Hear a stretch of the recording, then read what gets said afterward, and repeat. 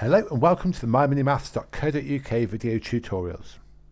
And today we're going to be looking and solving problems involving scaling.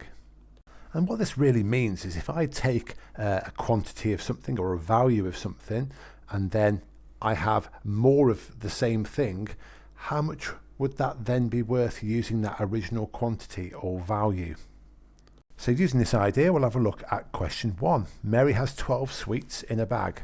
Her friend Anita has 3 times more. How many sweets does Anita have in her bag? So if we take Mary and her bag holds 12 sweets, and then we take Anita and we know that Anita's holds 3 times more. So there's our first 12, her second is 12, and her next is 12. And we can clearly see that Mary's original, her bag holds 12, and we know that Anita's holds 3 times more, so she has a total of 36 sweets.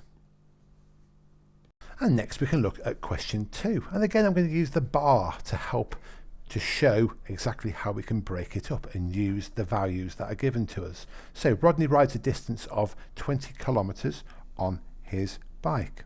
So if we take the 20 kilometers, this is 4 times further than he rode the previous week. So how far did he ride the previous week? So if we take, this is this week,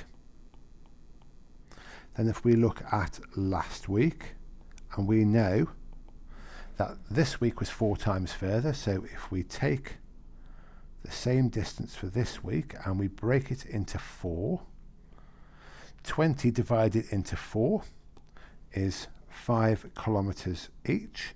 We know that this 5 kilometers is a quarter of the 20 kilometers he rode this week, and we can clearly see that 20 is 4 times further than it is the 5 kilometers.